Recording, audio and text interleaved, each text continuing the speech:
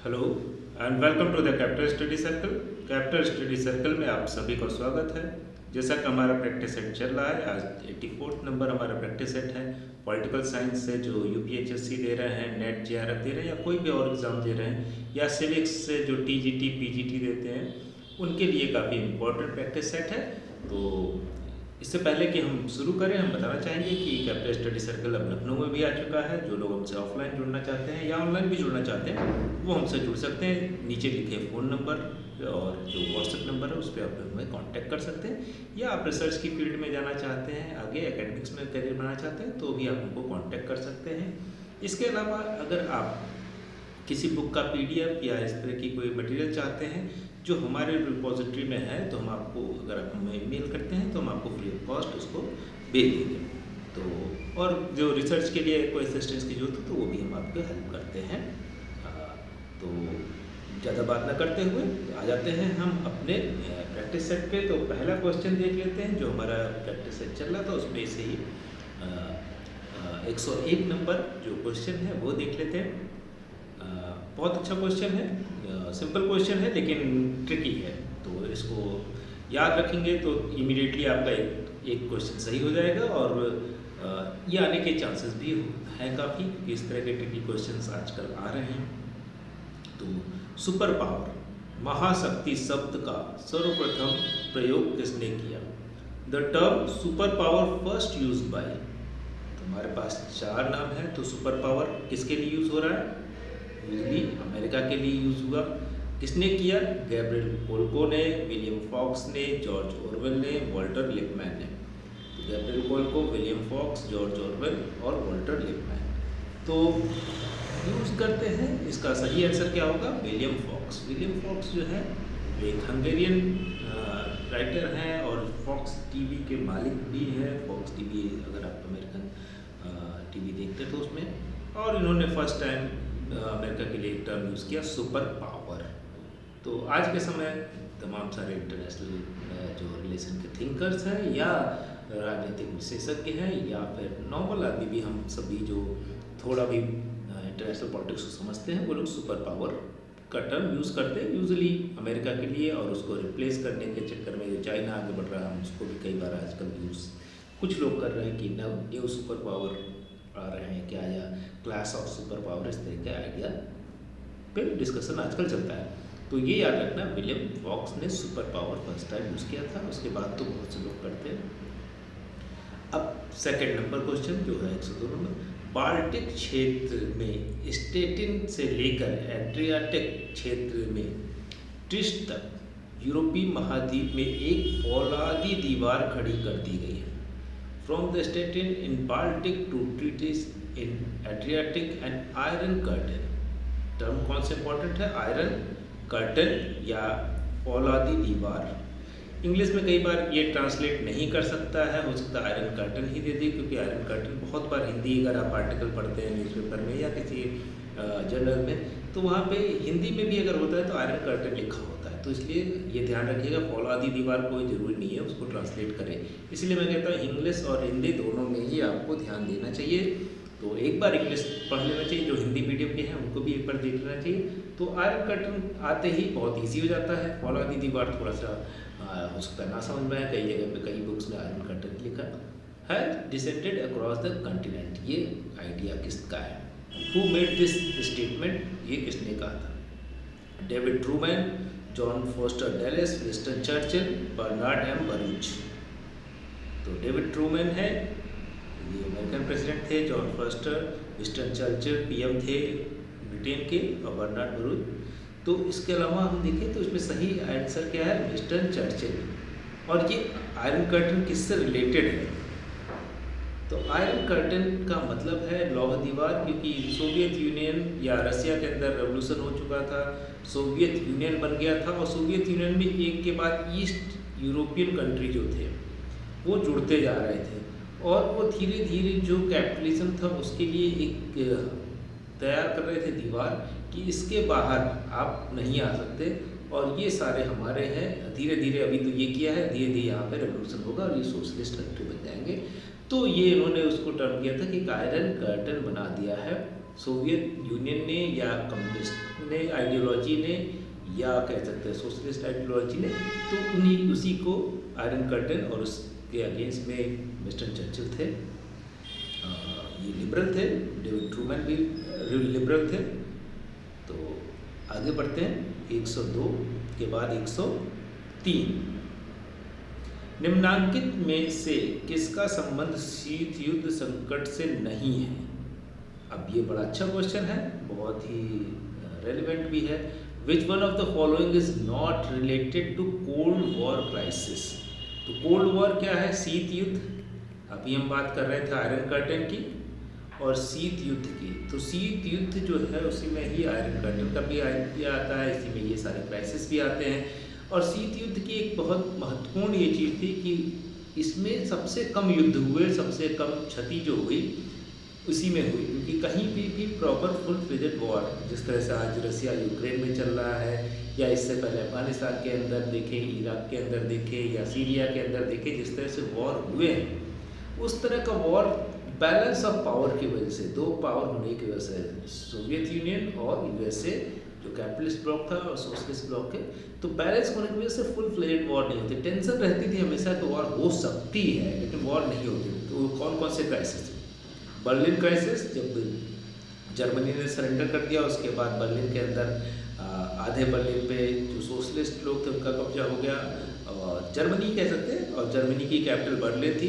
तो बर्लिन के अंदर आधा आधा बांट दिया गया, कि एक दीवार खड़ी कर दी गई, इधर सोशलिस्ट और इधर जो है कैपिटलिस्ट या यूएसए के डोमिनेशन में इधर के रहते थे। और तो ये जो क्राइसिस थी बर्लिन क्राइसिस कहलाई। Cuba missile crisis, Cuba crisis सिर्फ लिखा है। क्यूबा मिसाइल क्राइसिस क्या हुआ था?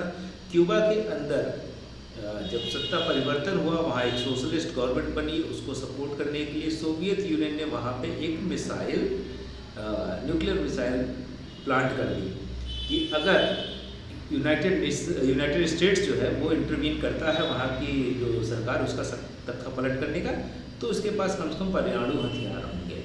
अब इससे वो यूएसए डर गया और यूएसए ने कहा हम क्यूबा पर अटैक करेंगे जब तक ये परमाणु हथियार खत्म नहीं कर।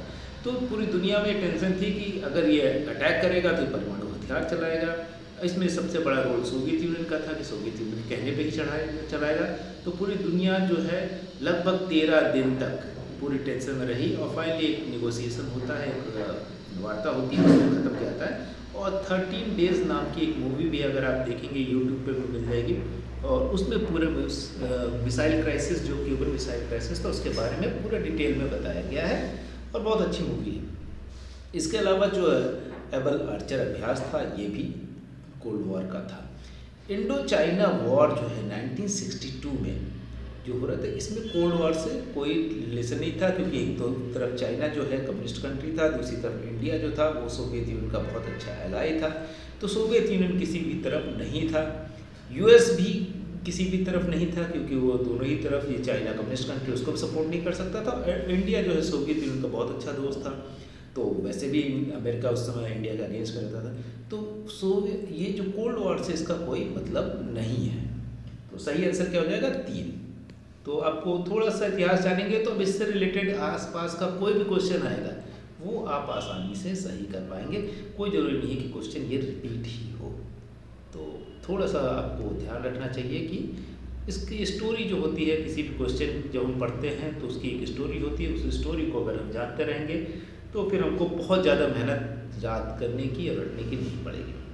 तो देखते हैं, निम्नांकित में से किस संगठन के घोषणा पत्र के सिद्धांत में से एक सिद्धांत सभी गुटों के संदर्भ में गुट निरपेक्षता की नीति को स्वीकृति देना है? तो इंग्लिश में भी देख लेते हैं। The charter of which of the following organisation has one of its principal affirmation of a policy of non alignment with regards to all blocs. 4 option है, African Union, Organisation of African Unity, ALBA और SAARC. तो इसमें से कौन ऐसा organisation है जो ये कहता है कि गुट निरपेक्षता भी हमारा, या नॉन अलाइड मूवमेंट जिसको हम नाम भी कहते हैं, वो भी हमारा एक आइडिया रहेगा। तो उसमें सही आंसर क्या है? Second, organisation of African unity. ये हमेशा गुटनिरपेक्षता अधिनियम जो है उसके अकॉर्डिंग चलते हैं। उसमें से एक पॉइंट इनका जो सिद्धांत है उसमें से एक पॉइंट ये भी है नाम का। आगे बढ़ जाते हैं, 105 नंबर क्वेश्चन देख लेते हैं। निम्नलिखित में से कौन से कारक शीत युद्ध के अंत से जुड़े हैं? Which of the following factors are associated with the end of Cold War? अभी हम बात कर रहे थे कोल्ड वॉर क्या है, कि दो ब्लॉक बन गए थे पूरी दुनिया में, आपस में एक दूसरे से टेंशन तो रहती थी लेकिन डायरेक्ट वॉर नहीं होती थी। तो देखिए, सोवियत शैली के साम्यवाद की संरचनात्मक कमजोरी, क्योंकि शीत युद्ध क्यों खत्म हुआ? तो साम्यवाद, जो सोवियत आइडिया का साम्यवाद था, क्योंकि साम्यवाद अलग अलग जगह पे अलग अलग तरीके का भी है। चाइना में एक अलग मॉडल है, नॉर्थ कोरिया में अलग मॉडल है, क्यूबा में अलग मॉडल था। तो दूसरा क्या है? गोर्बाचोव की सुधार प्रक्रिया का प्रभाव, और इसमें बहुत दो इम्पोर्टेंट टर्म है, इसको याद ही रखिएगा, ये ग्लासनोस्ट और पेरेस्ट्रोइका।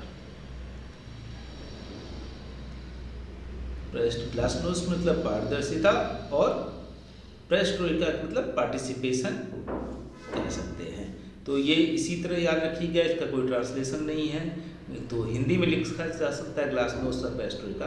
तो ये जो गोर्बाचोव की सुधार नीति थी, इन दोनों का वजह से भी एक शीत युद्ध खत्म होता है, क्योंकि सोवियत यूनियन कोलैप्स कर जाता है या विखंडित हो जाता है। अमेरिका नीति और द्वितीय शीत युद्ध, तो ऑब्वियसली द्वितीय शीत युद्ध शुरू हो गया था लास्ट में, एक टाइम पे तो थॉ पीरियड था जहाँ पर रोका गया था, दोनों बोल रहे थे कि पीसफुल कोएग्जिस्टेंस हो सकता है, लेकिन उसके बाद फिर से शीत युद्ध शुरू हो गया, ये भी सही है। आर्थिक और सांस्कृतिक वैश्वीकरण, और उसी समय तक पूरी दुनिया में ग्लोबलाइजेशन बढ़ रहा था कि सब लोग, तो ये अलग थलग पड़ गए थे, इसका भी ये कारण था।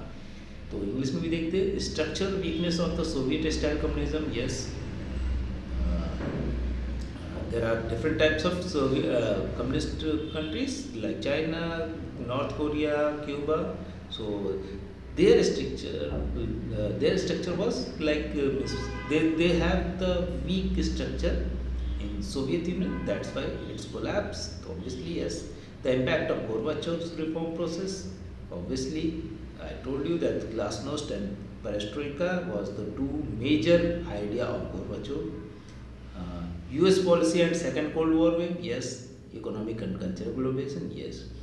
So right answer is fourth, 1 2 3 4। आगे बढ़ जाते हैं, 105 के बाद 106 देख लेते हैं। शीत युद्धोत्तर युग के लिए नवीन विश्व व्यवस्था न्यू वर्ल्ड ऑर्डर वाक्यांश पहली बार किसके द्वारा रखा गया? The phrase New World Order for the post-Cold War era was first noted by, तो कौन है ये? तो कौन है? Francis Fukuyama, George S W. Bush, Mikhail Gorbachev, George W. Bush. तो जॉर्ज बुश 2 बार हो गया, क्योंकि ये फादर हैं और ये उनके बेटे हैं। Francis Fukuyama, George W. Bush, Mikhail Gorbachev. George W. Bush में से किसने कहा new world order for post cold war era? क्योंकि 1991 में सोवियत यूनियन कोलैप्स करने के बाद कोल्ड वॉर खत्म हो जाता है। पोस्ट कोल्ड वॉर एरा के बाद क्या होता है?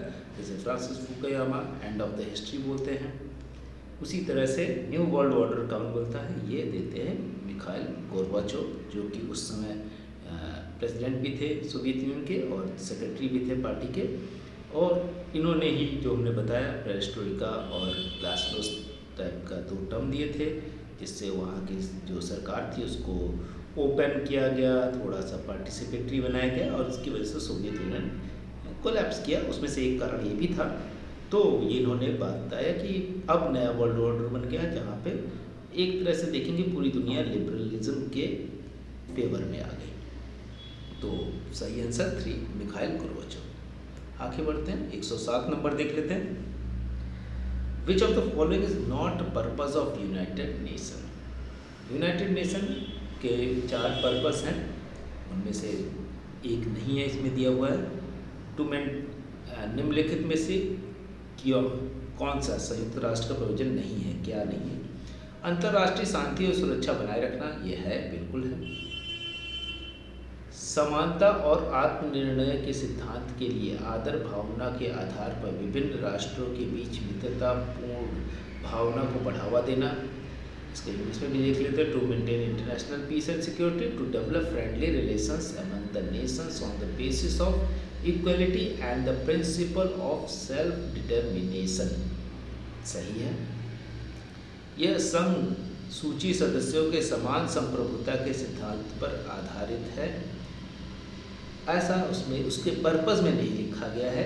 ये बिलीव करता है, ऐसा नहीं कि समानता देता है, लेकिन उसके पर्पस में नहीं लिखा गया। अगर आप 4 पर्पस पढ़ेंगे तो उसमें ये नहीं है। तो the organisation is based on the principle of sovereign equality of all its member. It believes but it is not the principle of UN.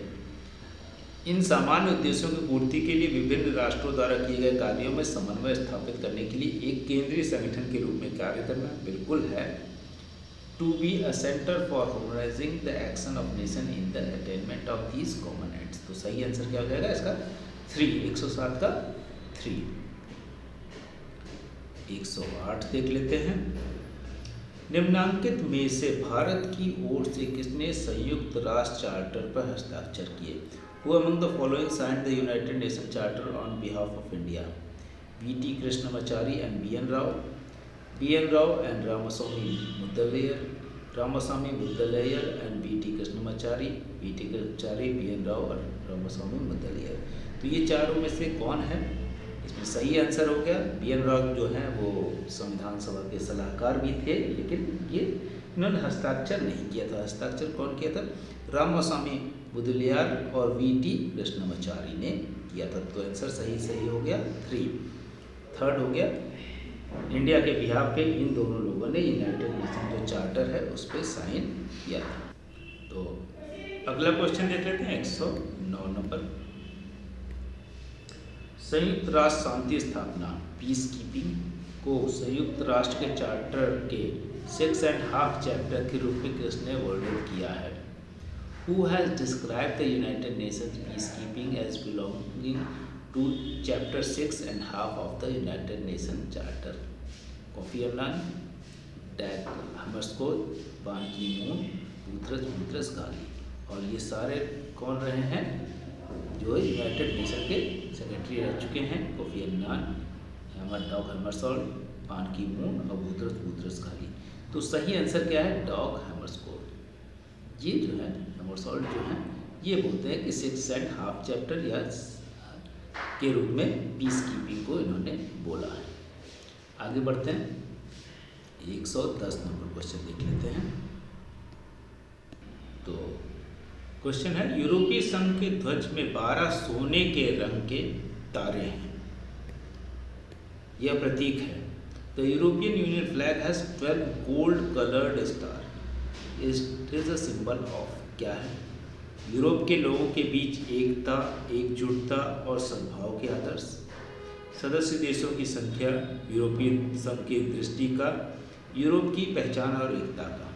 The ideals of unity, solidarity and harmony among the people of Europe, the number of member of countries, the vision of European Union, the identity and unity of Europe। तो number तो नहीं हो सकता, सबको मालूम है European union में ज़्यादा नंबर्स हैं, 12 नहीं है। तो इसका सही आंसर क्या है? First, the ideals of unity, solidarity and harmony among the people of Europe. Europe के लोगों के बीच एकता, एकजुटता और सद्भाव के आदर्श का प्रतीक है वो छल्ले, जो 12 स्टार हैं, जो तारे हैं। आगे बढ़ते हैं, तो ये भी क्वेश्चन हो सकता है कितने स्टार्स हैं, ये क्वेश्चन भी हो सकता है आने वाले दिनों में। तो अगला क्वेश्चन देख लेते हैं 111। ब्रिक्स के संदर्भ में निम्नलिखित कथनों पर विचार कीजिए। ब्रिक्स हम सब जानते हैं BRICS, पहले सिर्फ ब्रिक था, अब बाद में एस जुड़ गया, जिसको हम साउथ अफ्रीका कहते हैं। Consider the following statement regarding BRICS. BRICS शब्द वर्ष 2001 में निवेश बैंक गोल्डमैन सैक के एक प्रतिवेदन में गढ़ा गया था। The term BRIC was coined in the 2001 in a report by Goldman सैक्स द इन्वेस्टमेंट बैंक। तो गोल्डमैन सैक की रिपोर्ट में ब्रिक गढ़ा गया था, बिल्कुल सही है। ब्रिक्स को अल्प विकसित देशों के हितों के संरक्षक के रूप में चिन्हित किया जाता है। तो अल्प विकसित देशों के संरक्षण के लिए तो हो ही नहीं सकता, क्योंकि अगर ब्रिक्स को देखेंगे तो ब्राज़ील, रसिया, इंडिया, चाइना, साउथ अफ्रीका, इसमें से कोई भी अल्प विकसित नहीं है, सभी डेवलपिंग है और डेवलप होने की कगार पे हैं। बहुत इसमें बहुत स्कोप है। चाइना हो गया, रसिया हो गया, इंडिया हो गया, लोग तो काफ़ी अच्छा कर रहे हैं। साउथ अफ्रीका और ब्राज़ील भी अपने अपने जगह पे अच्छा कर रहे हैं। तो ये गलत हो जाएगा। सही क्या है? एक। तो सही आंसर फर्स्ट, केवल एक। तो ब्रिक्स को अगर आप थोड़ा भी जान रहे हैं तो उससे आप आसानी से निकाल सकते हैं, लॉजिक लगा के भी। आगे बढ़ जाते हैं 112। G20 के संदर्भ में निम्नलिखित कथनों पर विचार कीजिए।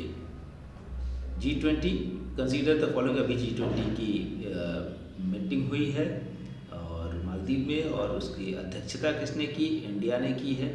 तो इस बार ये भी क्वेश्चन इंपॉर्टेंट हो गया। G20 का घुमा के दूसरी चीज़ें पूछ ली गई है। At the 2009 Pittsburgh summit, the heads of the state, heads of the government decided to institutionalize the G20 as the main forum of global economic and financial cooperation। ये सही है कि 2009 के पिट्सबर्ग शिखर सम्मेलन में राज्य अध्यक्षों, शासनाध्यक्षों ने G20 को वैश्विक आर्थिक और वित्तीय सहयोग के लिए मुख्य मंच के रूप में संस्थागत बनाने का फैसला किया। सही है। G20 का स्थायी सचिवालय मॉन्ट्रियल कनाडा में है। The permanent secretariat of the G20 is in Montreal Canada. ये गलत है। There is no permanent secretariat of G20। वो बदलता रहता है और जो अध्यक्षता करता है वो सेक्रेटरीट माना जाता है, वहीं पे है। तो अभी इंडिया के पास है। G20 का स्थायी सचिवालय नहीं है कोई। तो सही आंसर फिर से 112 का क्या हो जाएगा? एक। आगे बढ़ जाते हैं। 112 के बाद 113 देख लेते हैं। 113। मैडलिन के अल्ब्राइट के अनुसार संयुक्त राज्य अमेरिका है। अकॉर्डिंग टू मैडलिन के Albright, the United state is क्या है? The first, last and only global super power. अभी हमने बात की थी सुपर पावर टर्म किसने यूज किया था? विलियम फॉक्स ने। तो ये याद रखिएगा, विलियम फॉक्स ने। इसके अलावा हमने न्यू वर्ल्ड ऑर्डर के बारे में बात की थी, वो किसने किया था? गोर्बाचोव ने। तो आगे बढ़ते हैं। बीइंग हेजिमन, सौम्य प्रधान। अब सौम्य प्रधान यहाँ पे थोड़ा सा हिंदी का ट्रांसलेशन अलग है। हेजिमन का मतलब जो सबके ऊपर प्रभुत्व जमाता है। अपरिहार्य राष्ट्र, द इंडिस्पेंसेबल ट्रेन, जिसको खत्म ना किया सकते हैं। एकमात्र फौजदार, द लोनली सेल्फ। तो क्या है? मैडलिन के अल्ब्राइट के अनुसार वो कहते हैं द इंडिस्पेंसेबल नेशन, की जिसको ख़त्म नहीं किया सकता। अपरिहार्य राष्ट्र है, वो इतना मजबूत हो चुका है कि अब अमेरिका को कोई भी ताकत ख़त्म नहीं कर सकती, कोई भी आइडियोलॉजी ख़त्म नहीं कर सकती, ये मानते हैं 113 में। तो 114 देख लेते हैं। निम्नांकित में से किसने यह तर्क दिया कि संयुक्त राज्य अमेरिका को प्रमुख अंतर्राष्ट्रीय मुद्दों को संभालने के लिए अन्य राज्यों के अधिकारी के रूप में वैश्विक फौजदार के रूप में कार्य करना चाहिए? अब इसमें से देखिए कौन कह रहा है। Who among the following argued that the United States should act as global sheriff surrounding the possessions of the other states to handle the major international issue as they arise? कि कोई भी इशू है global शरीफ की तरह, जो अभी यहाँ पे हिंदी उसका ट्रांसलेशन वैश्विक फौजदार, शरीफ में मतलब पुलिस की तरह काम करना चाहिए। कौन कहता है? सैमुअल हंटिंगटन, रिचर्ड एन हास, बिल क्रिस्टल, रॉबर्ट कैंगन। तो सैमुअल हंटिंगटन, रिचर्ड एन हास, बिल क्रिस्टल, रॉबर्ट कैंगन में से कौन है? रिचर्ड एन हास। ये कहते हैं कि अमेरिका को करना चाहिए क्योंकि वही सुपर पावर बचा है और उसी को देखते रहना चाहिए कि दुनिया में डेमोक्रेसी से लेकर तमाम सारी चीज़ें कैसे हैं। ऑल दो ज़्यादातर लोग उससे इत्तेफाक नहीं रखते, लेकिन फिर भी उनका अपना मानना है। परमाणु छाता, न्यूक्लियर अम्ब्रेला शब्द का तात्पर्य क्या है? The term nuclear umbrella means, यहाँ पे जैसे न्यूक्लियर अम्ब्रेला यहाँ पे दोनों तरह से लिख दिया, कई बार ये हिंदी में नहीं होगा, न्यूक्लियर अम्ब्रेला भी हो सकता है, इसलिए ध्यान रखिएगा। परमाणु आपूर्तिकर्ता राज्य का एक समूह, a group of nuclear suppliers state, क्या है ये? नहीं। परमाणु शक्ति से युक्त सुरक्षा परिषद के 5 स्थायी सदस्य, ये भी नहीं। प्रमुख परमाणु शक्तियों द्वारा गैर परमाणु राज्यों को दी गई संरक्षण की गारंटी। अम्ब्रेला का मतलब क्या होता है? वो बारिश से बचाता है। ये कह रहे हैं कि हम, अगर आपको कोई अटैक होगा तो हम बचाएंगे, आप टेस्ट मत कीजिए, आप लोग फिर से न्यूक्लियर वॉर रेस में मत फंसिए। Protection afforded non nuclear state by guarantee made to them by major nuclear powers, that is true. परमाणु प्रौद्योगिकी प्राप्त करने में प्रयासरत राज्यों का समूह, a group of state trying to obtain nuclear technology, ये भी गलत है, नहीं। तो सही आंसर क्या होगा? 3 इसका सही आंसर है। आगे बढ़ते हैं, 116 नंबर देख लेते हैं। निम्नांकित में से किन देशों ने व्यापक परीक्षण प्रतिबंध संधि 1996 पर हस्ताक्षर नहीं किए? Which of the following countries have not signed the comprehensive test ban treaty? तो हम सभी जानते हैं नॉर्थ कोरिया ने तो नहीं किया होगा, क्योंकि अभी भी वो करता रहता है। पाकिस्तान ने भी नहीं किया था, क्योंकि उसके बाद उसने टेस्ट किया, जब पोखरण किया उसके बाद उसने भी कुछ दिनों में टेस्ट कर लिया था, तो उसने भी नहीं किया होगा, तभी टेस्ट कर सकता है। चाइना, ईरान पहले ही कर चुका था, चाइना भी बाद में 96 में कर लेता है। तो ये दोनों तो नहीं है। तो फर्स्ट जो है आंसर, फर्स्ट ही इसका आंसर हो जाएगा, क्योंकि इसमें ही फर्स्ट एंड सेकेंड है। तो उत्तर कोरिया और पाकिस्तान जो है उन्होंने 96 में नहीं किया था, फर्स्ट इसका सही आंसर है। 117 आगे बढ़ते हैं। आतंक के विरुद्ध विश्वव्यापी युद्ध के भाग के रूप में संयुक्त राज्य अमेरिका द्वारा चलाया गया। As a part of its global war on terror, the United States of America launched. Global war on terror कब चलाया था इन्होंने? जब ट्विन टावर उड़ा दिया था, कह सकते हैं अलकायदा ने या जो टेररिस्ट ऑर्गेनाइजेशन थे, तो उन्होंने ग्लोबल वॉर ऑन टेरर चलाया। और उस ग्लोबल वॉर ऑन टेरर में उसका नाम क्या दिया? Operation desert storm, operation Iraqi freedom, operation infinite reach, operation enduring freedom. तो ऑपरेशन एंड्यूरिंग फ्रीडम जो है कि जो शांति है या स्वतंत्रता को बनाए रखने के लिए ऑपरेशन है, ये कहा नाम। और उसमें बहुत सी चीज़ें ये भी बोला गया था कि जो हमारे साथ है वो तो ठीक है, अदरवाइज़ हमारे साथ जो नहीं है ये माना जाएगा यू आर विद देम, टेररिस्टों के साथ है। इसलिए तमाम सारे दुनिया के, चाहे रूस हो, अमेरिका, रूस हो, इंडिया हो, तमाम सारे देश अमेरिका के इस ऑपरेशन या इस जो आइडिया है ग्लोबल वॉर ऑन टेरर के समर्थन में आ गए थे। 117 के बाद 118 देख लेते हैं। निम्नांकित में से किन कारणों पर मानवीय हस्तक्षेप उचित है? मानवीय हस्तक्षेप। On which of the following causes humanitarian intervention justified? Regional stability के लिए या क्षेत्रीय स्थिरता के लिए, अगर बहुत अस्थिर वहाँ पे ह्यूमन इंटरवेंशन हो सकता है। नैतिक बहुलवाद के लिए ये नहीं हो सकता। लोकतंत्र को बढ़ावा देने के लिए हो सकता है। वैश्विक परस्पर निर्भरता के लिए भी हो सकता है। तो मोरल प्योरिज्म इसलिए नहीं हो सकता क्योंकि मोरालिटी अलग अलग होती है हर जगह की। उसमें किसी एक मोरालिटी को सही मान के उस पर थोपना या उसको बदलना ये हमारे लिए गलत है। तो इसका सही आंसर 134 होगा। 134 किसमें है? सेकंड में। ये सेकंड इसका सही आंसर हो गया है। आगे बढ़ जाते हैं, 119 देख लेते हैं। निम्नांकित में से कौन सा प्रतिमान चीन सहित कुछ एशियाई देशों में वर्तमान निश्चित विनिमय दर और निर्यात नेतृत्व विकास प्रतिमान के रूप में जाना जाता है? Which of the following model is known as the current fixed exchange rate and export-led growth model of some Asian countries including China? तो कौन है ये? Bretton Woods first, Bretton Wood second, Bretton Wood third, Bretton Wood fourth. तो Bretton Wood first हम सभी जानते हैं, उससे IMF और वर्ल्ड बैंक निकलते हैं, लेकिन उसको नहीं मानते हैं चाइना या एशियन कंट्री बहुत से लोग। तो ब्रेटन वुड सेकंड के बाद जो मॉडल आया उसको सभी लोग मानते हैं। तो इसका सही आंसर क्या हो जाएगा? 2 इसका सही है। ब्रेटन वुड सेकंड, इसमें जो मॉडल आया, जो एक्सचेंज रेट तय किया गया, उसको अब चाइना भी मान रहा है, दूसरे एशिया की कंट्री भी मान रहे हैं।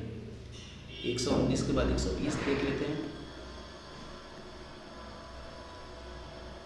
निम्नांकित में से कौन सी संस्था अपने सदस्यों के मध्य व्यापार संबंधों के संचालन के लिए सामान्य संस्थागत ढांचा प्रदान करने का इरादा रखती है? Which of the following institution is intended to provide a common institutional framework for the conduct of trade relation among its member. तो क्या है, इंस्टीट्यूशन जो इंटेंट करता है, जिसको मंशा रखता है, क्या इरादा रखता है, provide a common institutional framework, एक जैसा फ्रेम हो, जब व्यापार हो रहे हो पूरी दुनिया में तो एक जैसा फ्रेम हो। ऐसा ना हो कि किसी चीज़ पे अलग टैक्स लगे, किसी चीज़ पे अलग हो, बोले कि ये चीज़ हमारे यहाँ नहीं बिकेगी। वो एक जैसी चीज़ें, एक जैसा फ्रेमवर्क होना चाहिए कि जिन चीज़ों पे ज़्यादा टैक्स लगता है उस पर ज़्यादा लगे, जिन चीज़ों पे कम लगता है उस पर कम लगे। या दूसरे भी आइडिया जो है तो कौन करेगा, World Bank, International Monetary Fund, World Trade Organisation, Asian Development Bank. तो बहुत सिंपल सा लॉजिकल क्वेश्चन है। इसका है वर्ल्ड ट्रेड ऑर्गेनाइजेशन, जिसको हम क्या कहते हैं, WTO भी कहते हैं, ये कंट्रोल करने की कोशिश करता है। वो एक कह सकते हैं स्ट्रक्चर बनाता है जिसको सभी लोग फोर्सफुली तो नहीं कर सकते लेकिन मानने के लिए बाध्य एक तरह से होते हैं, क्योंकि इसके बाहर निकल के व्यापार कर पाना बहुत मुश्किल है। और आज के समय बिना व्यापार किए किसी भी देश का चल पाना बहुत मुश्किल है।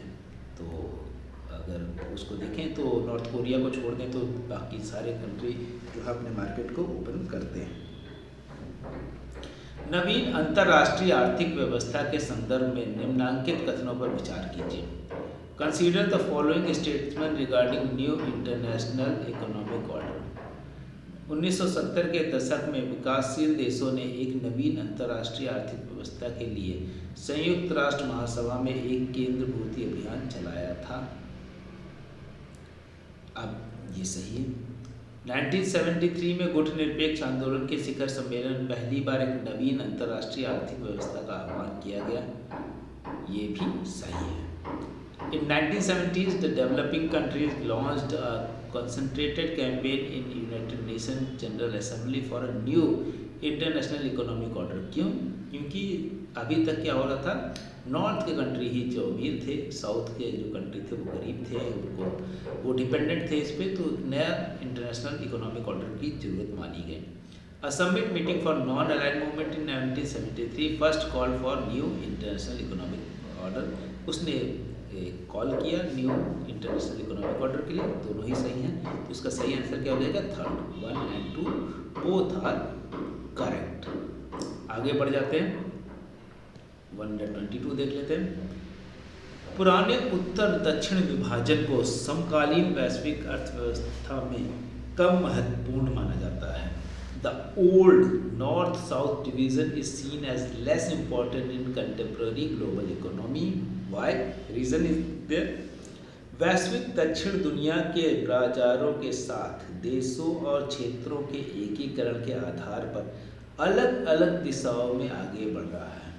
The global south is moving in diverse direction depending on the countries and regions integration with the world market। अब ये क्या हो रहा है कि पहले नॉर्थ साउथ का डिवीज़न था, अब वो बदल रहा है। साउथ में भी अगर देखें तो चाहे वो चाइना हो, चाहे वो इंडिया जैसे इकोनॉमी हो, सिंगापुर हो, थाईलैंड हो, मलेशिया, ये सब चीज़ें बूम कर रही हैं, बहुत अच्छी इकोनॉमी बन रही है। इसी के साथ साथ जो डेवलपिंग इकोनॉमी वियतनाम, ये लोग भी कर रहे हैं, तो अब वो उस तरह की चीज़ें नहीं रही।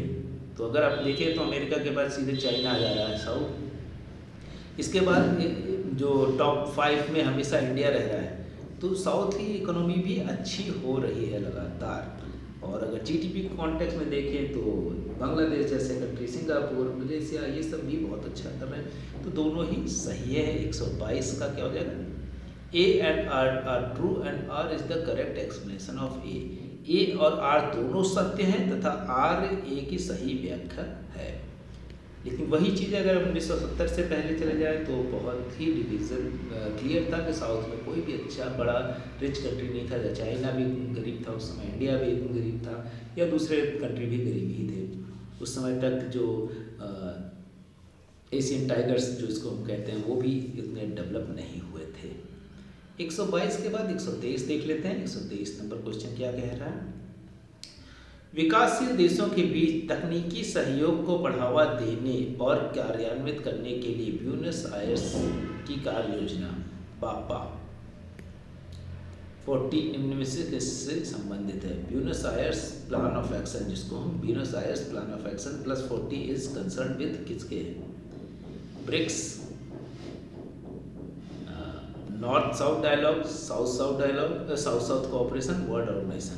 तो विकासशील देशों के लिए, तो विकासशील देश किस तरफ थे?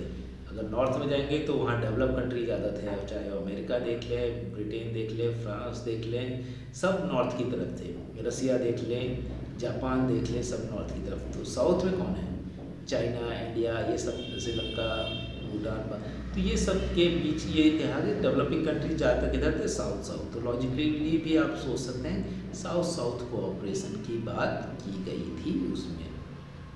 बापा प्लस 40 ये भी पूछ सकते हैं, बापा प्लस 40 किससे रिलेटेड है? तो साउथ साउथ कोऑपरेशन से। 124 सेकंड लास्ट क्वेश्चन है, इसके बाद हम लास्ट क्वेश्चन करके इस वीडियो को एंड करेंगे।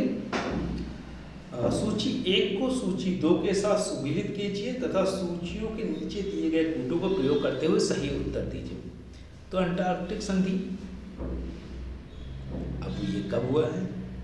अंटार्कटिक संधि, या आप देख सकते हैं कोई भी एक चीज़ देखें, मानव पर्यावरण संयुक्त राष्ट्र सम्मेलन कब हुआ था?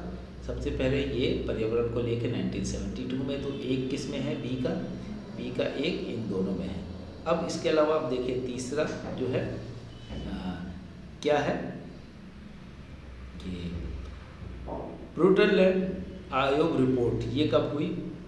1987 में। क्योटो प्रोटोकॉल, ये हमारे पास अच्छा आइडिया है, क्योटो प्रोटोकॉल कब साइन हुआ था? तो ये 1997 में हुआ था। तो दो चीज़ 1997 हमको मिल गया और ये मिल गया 1972। तो क्या हो गया? अंटार्कटिक संधि कब हुई होगी? 1959 में। ऑब्वियसली बहुत पहले हुई थी, तो इसका सही आंसर क्या हो गया? 3। तो क्योटो प्रोटोकॉल से हमको मिल गया 1997, UN conference on human environment 1972 हुआ था, अंटार्कटिक ट्रीटी 1959 में। ये भले हमको याद नहीं है तो भी हम काम चला ले रहे हैं। ब्रुटलैंड कमीशन 1987, तो इसका सही आंसर 3 हो गया। अब हम आ जाते हैं लास्ट क्वेश्चन पे, जो कि अच्छा क्वेश्चन है। निम्नलिखित में से किन दो देशों के मध्य वर्ष 2020 में बुनियादी विनिमय सहयोग समझौता BECA बेका जो है वो हुआ? Basic exchange and cooperation agreement किसके बीच हुआ? India United states, India Sri Lanka, India China, India Pakistan. तो इसका सही आंसर क्या है? इंडिया यूनाइटेड स्टेट्स के बीच में बेका हुआ है। तो ये इसका सही आंसर हो गया। यहीं पे अपनी बात ख़त्म करते हैं। तो thank you very much for listening. अगर आप इसको कुछ भी आपको फ़ायदा हो रहा है तो आप ज़रूर कमेंट कीजिए। कई कमेंट हमारे पास आ रहे हैं तो कभी अच्छा भी लगता है, और अगर कोई कमी रह गई है, तमाम सारी चीज़ों की कमियां रह जाती हैं क्वेश्चंस में भी, और तमाम सारे हमारे समझाने के तरीके में भी हो सकता है, तो उसको भी बेटर बनाने की कोशिश करेंगे। आपके कमेंट्स में एनकरेज करते हैं। और अब टाइम कम बचा है, आप सीरियसली और भी ज़्यादा, जितने भी काफ़ी हो गए हैं, हम कुछ और वीडियोस बनाएंगे तो 100 वीडियो हो जाएंगे। तो उसके बाद आपके लिए एनफ है। अगर इन सबको ही सिर्फ आप देख लें तो ये गारंटी है कि आपका सिलेक्शन इस बार होगा। तो लेकिन देखना तो आपको ही पड़ेगा, सुनना आपको ही पड़ेगा। बाकी सारी चीज़ें चाहे तो आप कीजिए, नहीं कीजिए, इससे फ़र्क नहीं पड़ता। लाइक कीजिए, शेयर कीजिए, वो सब चीज़ें हम नहीं फोर्स करते। लेकिन पढ़ाई आपको करनी चाहिए, पढ़ाई आपको करनी पड़ेगी। वो आपको लगातार सुनते रहना है वीडियो, और उसको प्रैक्टिस खुद भी करते रहिए।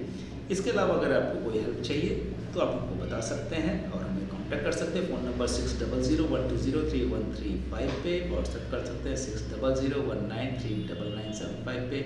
हमारी वेबसाइट पर विजिट कर सकते हैं www.capitalstudycircle.com। Facebook, Instagram, Telegram capital study circle के नाम से है। ईमेल thecapitalstudy20@gmail.com पे।